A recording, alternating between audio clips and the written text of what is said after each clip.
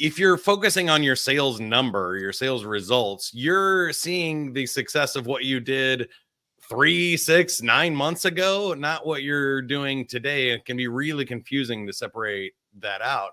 The other part I loved about Sandler is we talk about, yes and no aren't the only two options on a call, right? We've all know about think it overs, and most B2B sales end in no decision, not to a competitor or something else. And so there's something to be said about winning and knowing next steps, but also there's lessons learned that you learn from bad outcomes, right? You can get referrals and all kinds of other benefits from taking attempts and swinging, and having the guts to even try can often be more important than the actual outcome itself. Will you talk a little bit about the attitude around succeeding, even if we don't win on the scoreboard or the revenue sheet?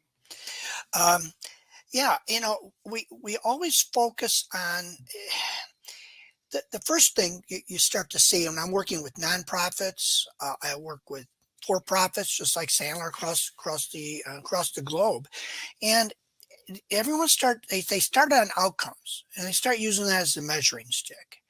And then as they learn a little more, they back up and they realize, well, if I drive my behaviors, I can get better outcomes. And then, of course, you improve your skill set. So you're back into the BAT triangle that all of us have been exposed to Sandler realize. But ultimately, if they don't if it's not driven by their attitude or belief system, it just isn't sustainable. So if you want to have sustained success, consistent, lifelong success, it really does originate with your belief system. That should be then driving your behaviors for the right reasons, which is on your belief system, which allows you to use your skills, your knowledge, your market expertise, everything else.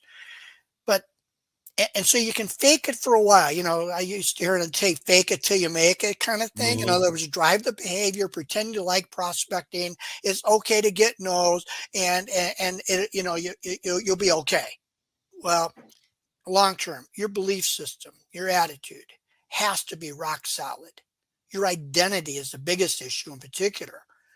Rock solid to consistently apply that behavior. And you look at winners in sports, like a guy like Peyton Manning. Now, there's a winner, right? We talk about winners and losers. You can see it. It's I used this term the other day, the essence of presence. Their presence is so strong. The essence of that is so strong because they have so much confidence in their competence because they know who they are. They're solid. And Yeah.